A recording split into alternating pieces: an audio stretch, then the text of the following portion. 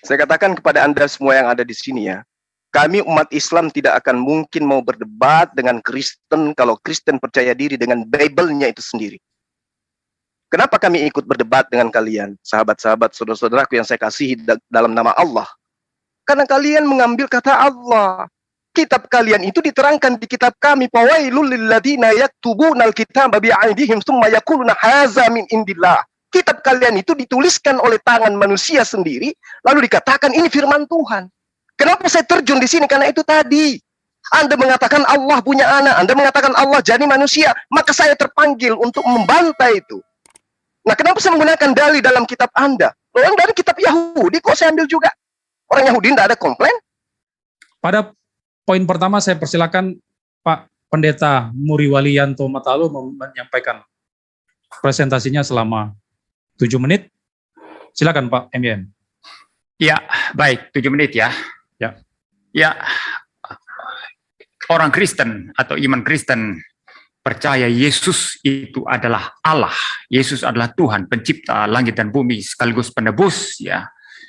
Oleh karena Alkitab menyatakan demikian. Kita tidak menggunakan sumber lain apapun ya, termasuk kitabnya orang Islam, Quran atau apapun untuk mengetahui bahwa Yesus itu adalah Tuhan, adalah Allah, begitu. Jadi sumber satu-satunya kita adalah Alkitab. Dan Alkitab ini dengan sangat-sangat jelas menyatakan kealahan Yesus. Sangat-sangat clear, sangat-sangat jelas. Ya. Orang Islam biasanya berkata, tidak ada pengakuan dari mulut Yesus bahwa dia adalah Allah. Tidak ada itu katanya. Tapi ini adalah sesuatu argumentasi yang sama sekali itu secara logik itu false ya, itu cacat. Kenapa cacat? Karena kita saja manusia. Saya misalnya Muri Walianto Matalu. Orang tahu saya manusia, bernatur manusia, bukan karena saya pergi ke sana kemari mengaku saya manusia. Saya tidak pernah pergi ke pasar lalu teriak-teriak, "Oi, lihat saya manusia, saya manusia." Ini orang gila. Ya. Jadi natur sesuatu itu dinyatakan oleh kualitas-kualitas atau sifat-sifatnya. Demikian dengan Yesus. Yesus tidak perlu mengaku diri, aku Allah seperti orang gila. Tetapi dari kualitas keilahiannya, itu menyatakan kealahannya. Mohon ini nanti Zuma menanggapi ya. Perhatikan baik-baik, mohon dicatat. Ya. Lalu yang kedua, kita melihat sekarang. Bagaimana eksplisitnya itu Alkitab menyatakan bahwa Yesus adalah Allah. Yohanes 1 ayat 1 mengatakan firman itu adalah Allah. Pada mulanya adalah firman, firman itu bersama-sama dengan Allah, dan firman itu adalah Allah. Jadi firman sang logos itu, nanti yang di Yohanes 1 ayat 14 dikatakan telah menjadi daging atau telah menjadi manusia atau mengambil natur manusia.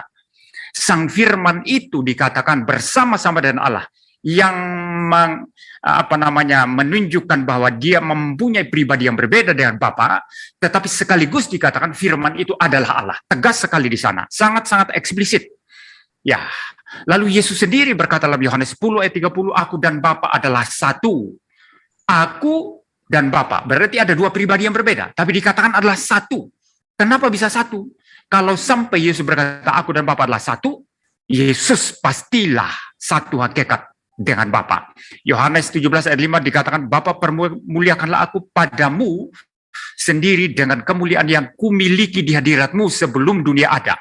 Jadi kemuliaan Yesus dinyatakan di sana sudah ada sebelum dunia dijadikan. Sebelum dunia rohani, dunia materi dijadikan. Sebelum ada malaikat, sebelum ada manusia, sebelum ada ciptaan, Yesus sudah mempunyai kemuliaan di hadapan Bapa, di hadirat Bapa. Berarti Yesus adalah setara dengan Bapa. Yesus adalah Allah sendiri, sang logos itu. Firman Allah, firmannya sang Bapa sendiri. Ya, lalu kemudian juga kita melihat Yesus sendiri berkali-kali mengatakan aku adalah ego emi ya. Saya kasih satu contoh misalnya. Yohanes 11 ayat 25. Akulah kebangkitan dan hidup. Itu diungkapkan oleh Yesus sebelum membangkitkan Lazarus. Ya. Akulah kebangkitan dan hidup. Siapa yang bisa membangkitkan orang mati? Siapa hidup itu sendiri? Pemberi hidup yang mempunyai hidup. Yesus di sini mengklaim dirinya adalah pembangkit orang mati, pemberi hidup, yang mempunyai hidup, yang memberi hidup kepada manusia. Itu hanya Allah, tidak bisa manusia itu. Dengan pernyataan ini saja, Aku adalah kebangkitan dan hidup. Barang siapa percaya kepadaku, ia akan hidup walaupun sudah mati. Itu menyatakan kealahan daripada Yesus. Kemudian Yohanes 14 ayat 6, akulah jalan dan kebenaran dan hidup. Siapa yang berani mengatakan akulah jalan, akulah kebenaran dan akulah hidup. Seluruh pendiri agama hanya mengatakan kami menemukan jalan, kami mencari jalan, kami mencari kebenaran. Tapi Yesus sendiri tidak demikian. Dia tidak berkata aku mencari kebenaran, aku mencari jalan, aku mencari hidup, tidak. Tapi Yesus mengklaim, I am the way and the truth and the life. Saya sendiri, aku sendiri adalah jalan dan kebenaran dan hidup. Ini hanya Allah yang boleh bicara seperti itu. Kemudian Yesus berkata, akulah roti hidup. Roti hidup yang menghidupkan semua orang. Hanya Allah itu. Akulah terang dunia. Dunia ini bodoh oleh dosa, gelap oleh dosa. Tapi Yesus berkata, akulah terang dunia. Terang dunia yang memberi pencerahan terhadap tipuan setan, terhadap kegelapan itu hanya Allah sendiri. Karena Yesus adalah Allah, dia berkata, I am the light of the world. Jelas sekali.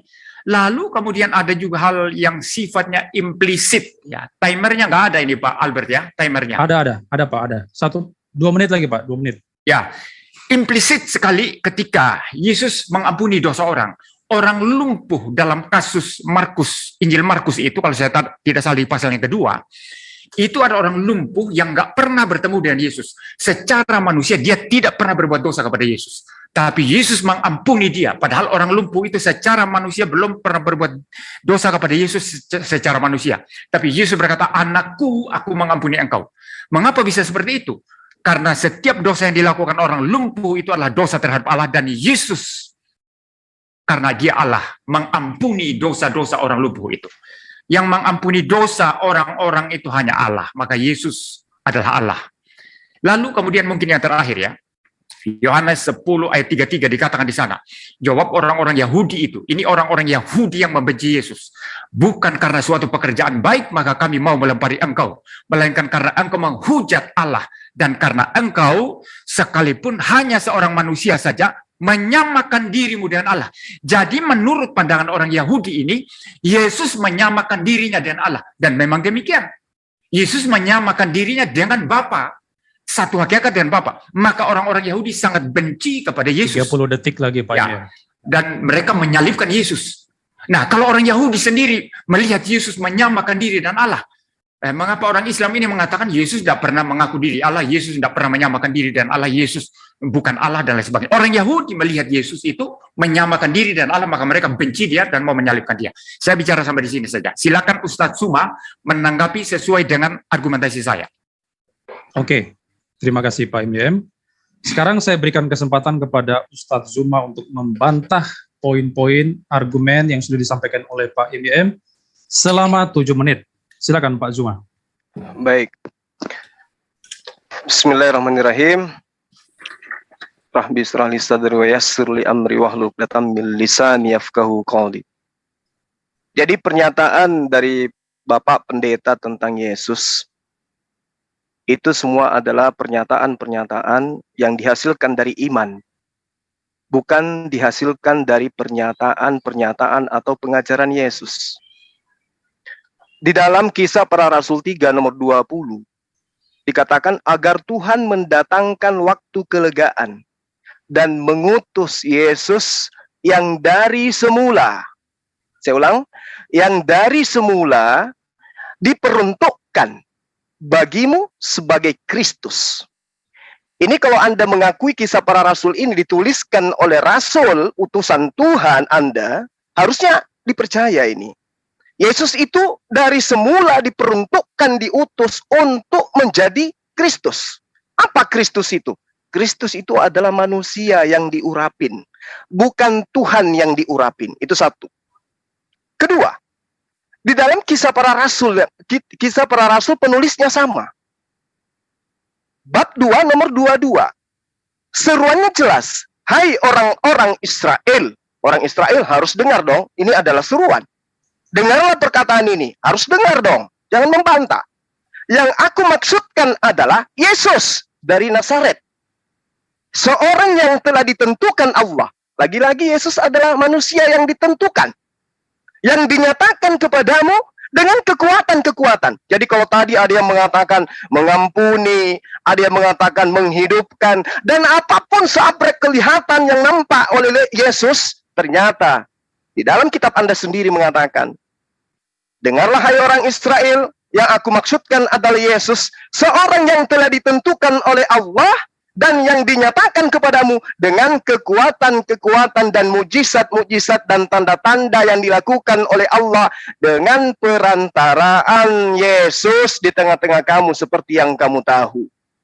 Pantasan orang Israel sampai hari ini tidak menuhankan Yesus karena dia tahu kekuatan yang dilakukan oleh Yesus, mujizat yang dilakukan Yesus, tanda-tanda yang dilakukan oleh Yesus ternyata hanya sebagai perantara apa yang kemudian Allah ingin perlihatkan kepada Bani Israel. Ini kesaksian Lukas, penulis kisah para rasul. Bagaimana dengan kesaksian Yesus? Coba kita lihat. Apa kesaksian Yesus menurut Yesus itu sendiri? Jadi jangan menurut pendeta, jangan menurut gereja, jangan menurut siapapun, tapi menurut Yesus.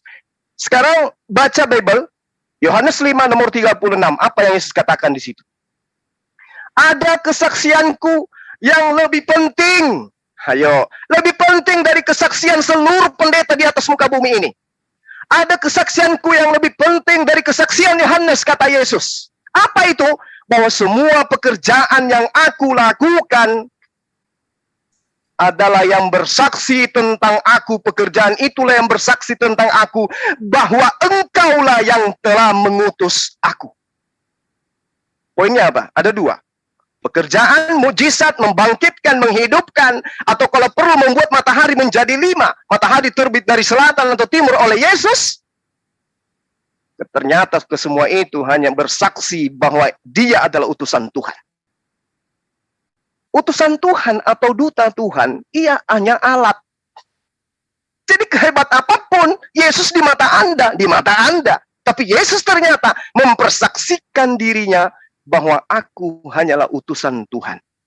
Ya Pak Zuma, ini poin-poin Pak MYM saya kira Anda belum sanggah. Ada beberapa teks yang diberikan Pak MYM, tapi Anda lari menggunakan teks-teks yang lain. Kalau bisa tanggapi poin-poin dari Pak MYM. Bapak tadi membuktikan manusia Yesus adalah Tuhan, saya buktikan Yesus bukan Tuhan. Apa salah? Anda takut dengan dalil kitab Anda sendiri? Gimana dong? Anda tanggapi poin-poin saya tadi, ada 3 poin, itu Anda tanggapi secara direct itu. Poin Anda mendoktrin Yesus itu Tuhan. Saya mewakili Yesus mengatakan dirinya bukan Tuhan. Apa salah? Bukan masalahnya Interupsi, Anda moderator, harus interupsi. Tidak bisa Anda ngatur saya. Ini jawaban saya loh, kok ngatur saya. Anda Nah, mungkin harus langsung Pak Gak menjawab bisa, argumentasi gak bisa Pak, saya. gak bisa. Ini dialog Pak, ini Nah, mungkin biarkan penonton saja yang menilai Pak Albert, biar Ustadz Zuma lanjut dan waktunya juga. temanya tidak gitu apakah soalnya. Yesus Tuhan? Silakan Anda buktikan Yesus Iya, itu Tuhan, iya. saya buktikan Yesus bukan Tuhan. Sebentar. Kenapa? Kok larinya kayak begini? Kayak ada Tapi rasa takut Bapak gitu. harus menanggapi poin-poin yang disampaikan oleh Pak MYM tadi. Saya Jangan sudah lari menanggapi kepada dengan teks-teks lain. membuktikan dalil bahwa Yesus bukan Tuhan. Kurang apa lagi? Enggak, misalnya tadi Pak MYM gunakan Yohanes 1 ayat 1. Nah, Anda tanggapi itu. Menurut Oke, Pak MYM, Yohanes 1 Oke, ayat baik. 1 membuktikan Baik. Yesus adalah Allah. Nah, silakan Anda bantah Oke. itu.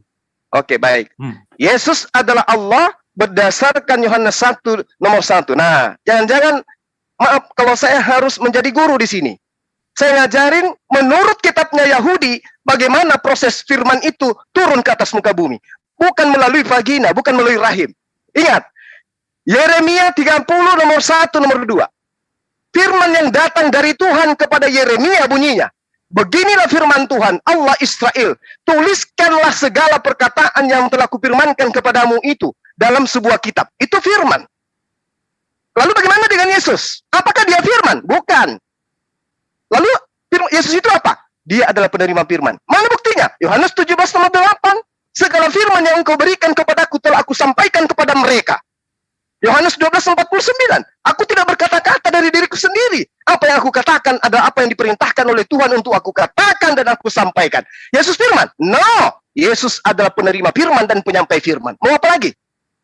Ini prosesnya. Proses firman turun ke bumi itu melalui malaikat dilantunkan kepada para utusan-utusan menyampaikan kepada pengikutnya. Aku tidak berkata-kata dari diriku sendiri. Katanya firman. Firman itu adalah kalam Allah. Kalam Allah bebas mengatakan apapun, seperti di dalam Yesaya 55 nomor 11. Firman Allah itu begitu. Bebas dia mau berkata apapun, itulah yang terjadi. Yesus, aku tidak berkata-kata dari diriku sendiri. Oke, pahami itu. Silakan. Interupsi Pak Moderator, ini izin saran. Nah, ya, lucu dialognya ini. Pak Moderator masuk, mohon waktunya di pause begitu. Oke, siap. Ya, terima kasih. Siap. Oke. Ya, tadi kita sudah mendengarkan bantahan dari Ustadz Zuma terkait keyakinan Pak IMYM bahwa Yesus adalah Tuhan, Yesus adalah Allah. Yohanes 1 ayat 1 tadi sudah coba dibantah oleh Pak Zuma bahwa Yesus itu bukan firman sesuai dengan teks tersebut. Nanti sebentar kita akan dengarkan jawaban Pak IMYM. Izin dari moderator, kalau bisa live chat, chatnya dimatiin aja supaya nanti jangan di chat pun berbalas pantun juga, kan nggak enak. Oke, kita masuk di poin yang ketiga. Sekarang adalah sesi tanya jawab. Ada dua sesi. Yang pertama, Pak IMYM akan bertanya kepada Ustadz Zuma selama 3 menit, lalu nanti dijawab oleh Ustadz Zuma selama 7 menit. Silakan Pak IMYM. 3 menit mulai. Ya. Tidak satu pun argumentasi saya dijawab dengan memadai ya. Dia lari ke sana kemari begitu ya. Itu ya, nggak apa-apa. Ustadz Zuma, tolong Ustadz Zuma berhenti bicara. Audio Anda, jangan seperti orang kampung kita di sini. Ya. Jadi gini, tidak satu pun argumentasi saya dia direct itu menjawab secara ilmiah ya. Dia lari ke sana kemari. Nah, saya sedikit saja menanggapi apa yang dia katakan tadi, nanti saya akan bertanya. Yang pertama, dia kutip Alkitab begitu bebas. Loh, orang Islam ini percaya Alkitab enggak sih? Mereka tidak percaya Alkitab. Mereka mengatakan Alkitab itu palsu. Tapi Alkitab yang palsu ini mereka jadikan dasar untuk mereka mengatakan Yesus bukan Allah. Ini kan konyol. Itu sesuatu yang sangat konyol. Silakan Ustadz Zuma nanti memberikan argumentasi tentang ini. Mereka mengatakan Alkitab ini banyak palsunya, banyak tambal sulamnya, tapi dikutip untuk membenarkan bahwa Yesus bukan Allah. Ini konyol, itu pertama. Kedua, tadi dia singgung-singgung kisah para rasul. Dia tidak memahami dui natur Kristus yang dipahami orang Kristen.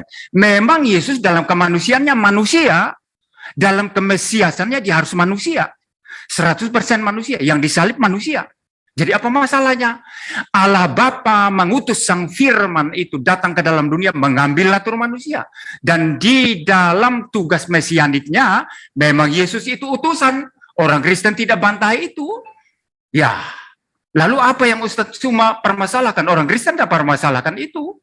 Memang dia utusan dalam tugas mesianiknya ketika dia datang berinkarnasi menjadi manusia. Tetapi dalam natur ilahinya, Yesus tetaplah Allah, firman Allah dari kekal sampai kekal. Seperti itu. Ya, jadi tidak ada dia menyerang tadi yang orang Kristen tidak percaya seperti itu. Orang Kristen percaya Yesus adalah Allah 100% dalam kealahannya dan manusia 100% dalam kemanusiaannya. Satu menit lagi Pak Emil, mungkin pertanyaan Pak. Lalu yang terakhir yang lebih konyol lagi. Dia memaksakan konsepnya dia tentang firman. Ya, mungkin konsep firman dalam Islam ke Kristen keliru besar. Orang Kristen itu memahami firman diberikan kepada manusia dalam 2 cara, Ustadz Zuma. Cara pertama adalah Tuhan mewahyukan, memberikan ilham, lalu para nabi, para rasul menulis, jadilah Alkitab. Firman yang tertulis, itu pertama. Cara kedua, firman yang berinkarnasi menjadi manusia. Anda tadi tipu-tipu, tidak membaca Yohanes 1 ayat 14. Yohanes 1 ayat 1 mengatakan firman itu adalah Allah. Anda 13 detik itu Pak MYM. Ya, tapi ada pertanyaan Pak, Ya. 9 detik lagi. Ya, saya tanyakan yang pertama saja tadi. Dia percaya Alkitab tidak? Sehingga dia kutip-kutip Alkitab untuk membenarkan Yesus bukan Allah. Itu saja. Coba. Oke. Jawab. Terima kasih. Sebentar. Jadi Pak MYM akan bertanya tentang Alkitab yang dikutip oleh Ustadz Zuma, sementara di lain pihak apologet Muslim mengatakan Alkitab sudah palsu. Lalu mengapa dikutip? Silakan dijawab selama 7 menit, Pak Zuma. Saya katakan kepada Anda semua yang ada di sini ya, kami umat Islam tidak akan mungkin mau berdebat dengan Kristen kalau Kristen percaya diri dengan Bible-nya itu sendiri. Kenapa kami ikut berdebat dengan kalian, sahabat-sahabat, saudara-saudaraku yang saya kasihi dalam nama Allah? Karena kalian mengambil kata Allah. Kitab kalian itu diterangkan di kitab kami, fawailul lilladzina yaktubuna alkitaba bi'aydihim tsumma yaquluna hadza min indillah. Kitab kalian itu dituliskan oleh tangan manusia sendiri, lalu dikatakan ini firman Tuhan. Kenapa saya terjun di sini? Karena itu tadi. Anda mengatakan Allah punya anak, Anda mengatakan Allah jadi manusia, maka saya terpanggil untuk membantai itu. Nah, kenapa saya menggunakan dalil dalam kitab Anda? Orang dari kitab Yahudi kok saya ambil juga? Orang Yahudi tidak ada komplain. Nah, saya ngambil itu untuk supaya membantah Anda bahwa Yesus itu adalah Allah, kata Anda kan? Nah, ternyata kalau Anda mendudukkan Yohanes 1 nomor 1, dibantah juga dalil itu. Saya membantahnya dengan apa yang saya uraikan, bahwa ternyata Yesus itu bukan firman, Yesus itu adalah manusia yang didatangkan ke atas muka bumi ini dengan cara Allah berfirman. Apa pembuktiannya? Baca Matius, baca Markus, baca Lukas. Apa yang diterangkan? Malaikat Gabriel datang kepada Maria. Apa yang dikatakan? Wahai Maria, Tuhan yang Maha Tinggi menginginkan engkau hamil dan melahirkan seorang anak manusia bernama Yesus. Ketika Gabriel datang pada bulan ke-6 ke Maria, ada Yesus di sana? Ada. Anda mengatakan ada. Mana Yesusnya? Maria belum ngeden. Kalau Anda kemudian mengatakan nanti setelah dia menjadi manusia, kembali dalam kehadiratnya menjadi Tuhan, itu di mana dalilnya? Saya katakan sekali lagi ya, sahabat-sahabat sekalian. Yesus ketika datang, dia berbentuk perintah. Dia firman. Maria, hamillah engkau. Hamil, itu firman. Kemudian hamil menjadi manusia 100%. Ketika terangkat ke langit, tolong dong percaya kepada penulis kitab Anda di Pulau Patmos. Apa yang dia lihat? Wahyu 5 nomor 6. Yesus dalam rupa firman atau Yesus dalam rupa binatang? Mohon maaf ini kitab. Saya menghargai kitab Anda. Wahyu 5 nomor 6. Aku melihat apa yang dilihat oleh penulis kitab Anda. Ya, seekor anak domba seperti sudah disembeli, bertanduk 7 dan bermata 7. Siapa dia? Yesus. Katanya Yesus pada mulanya firman. Katanya kembali ke langit menjadi Tuhan, menjadi firman kembali. Faktanya setelah ditulis di Pulau Patmos, apa yang dilihat oleh penulis kitab Anda? Seekor domba. Bukan firman, bukan juga Tuhan. Ya. Jadi saya terpanggil untuk meluruskan ini semua supaya Anda, sahabat saya, jangan menggunakan kata Allah. Maka selesai perdebatan. Zulkifli tidak akan menyentuh sedikit pun tentang kekristenan. Tapi selama Anda mengatakan Allah punya anak, anak Allah diludahi dan seterusnya, saya akan selalu terpanggil untuk meluruskan semua itu. Nah, kalau Anda mengatakan Yesus itu adalah firman, pada mulanya adalah firman, ya, firman itu bersama-sama dengan Tuhan, Tuhan kemudian Tuhan sendiri, firman sendiri adalah Tuhan itu sendiri. Ya, tolong dipahami bagaimana konsep firman di dalam ajaran Yesus. Ternyata firman menurut Yesus, ya, itu diwahyukan dari langit sampai ke Yesus. Yesus menyampaikan. Kalau Anda mengatakan Yesus di dalam Yohanes 1 nomor 14, saudaraku, tengok bahasa Greeknya. Apakah di situ dikatakan firman itu menjadi manusia? Tidak. Di situ dikatakan firman itu telah menjadi daging. Oke? Bukan manusia, daging, Pak. Ada nggak yang bisa bahasa Yunani di sini? Buka itu aslinya tuh. Dikatakan firman itu telah menjadi daging. Kalau menjadi daging, bisa menjadi ayam, bisa menjadi kambing, bisa menjadi manusia. Nah, apakah kemudian Tuhan pencipta langit dan bumi bisa dijadikan? Yesaya 43 nomor 10. Engkaulah saksi-saksiku, tidak ada Tuhan yang dibentuk sebelum aku, dan tidak ada Tuhan yang dibentuk setelahku. Siapa Kristen ini? Berani-beraninya membentuk anak Maria menjadi Tuhan. Hello? Anda melupakan dalil itu. Tidak ada Tuhan yang dibentuk sebelum aku dan tidak ada Tuhan yang dibentuk setelahku. Yesus adalah manusia yang dibentuk oleh Kristen dalam rupa manusia. Salah enggak saya? Ayo. Salah enggak saya?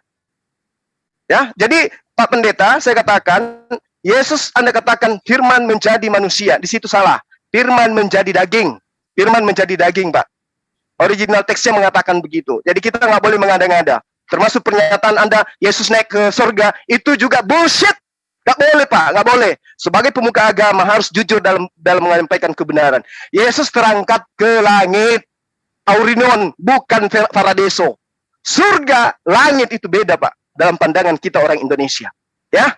Jadi Yesus dalam original teksnya terangkat ke langit, bukan terangkat ke surga. Surga dan juga langit itu berbeda. Ya. Jadi tolong kita belajar dengan jujur. Jadi sekali lagi saya katakan, sesuai dengan pengantar yang saya katakan kepada Anda, saya sama sekali tidak pernah menyerang iman Kristen. Iman Kristen lah yang menyerang agama kami. Itu yang Anda harus tahu. Mengatakan Tuhan kami punya anak. Subhanallah, nauzubillahi min zalik. Anda berlebihan. Oke, saya kira cukup atau masih ada waktu? 1 menit lagi. Oke, 1,5 baik. menit. Tolong yang lain di mute ya. Ya, jadi Silakan, kembali Ustaz. ya, teman-teman Kristen ya, saya katakan kepada Anda ya, mohon maaf. Ini saya harus katakan kepada Anda. Kisah 3 nomor 20. Kalau saya menggunakan Al-Quran habis nanti Yesus, ya. Kisah 3 nomor 20. Agar Tuhan mendatangkan waktu kelegaan dan mengutus Yesus yang dari semula diuntukkan bagimu sebagai Kristus. Jadi Yesus itu diutus sebagai firman atau sebagai Kristus. Ya, jelas di situ diterangkan bahwa Yesus diutus sebagai Kristus. Harun juga Kristus, Pak. Kores juga Kristus, Daud juga Kristus. Berarti Yesus diutus sama seperti mereka. Orang-orang yang diurapin. Dan orang yang diurapin ini sudah pasti bukan Tuhan. Sudah pasti bukan pencipta langit dan bumi. Anda mengatakan Yesus itu adalah pencipta langit dan bumi. Bapak mengatakan itu tadi kan? Ya, iya kan? Nah, sementara Yesus sendiri mengatakan, aku tidak dapat berbuat apa-apa dari diriku sendiri. Ini ilmu dari mana coba? Anda mengatakan Yesus pencipta langit dan bumi. Yesus yang sudah capek-capek datang jadi manusia, jujur, aku tidak dapat berbuat apa-apa dari diriku sendiri. Yohanes 5 nomor 30 dan kitab itu masih ada di tangan Anda sampai hari ini. Oke, cukup.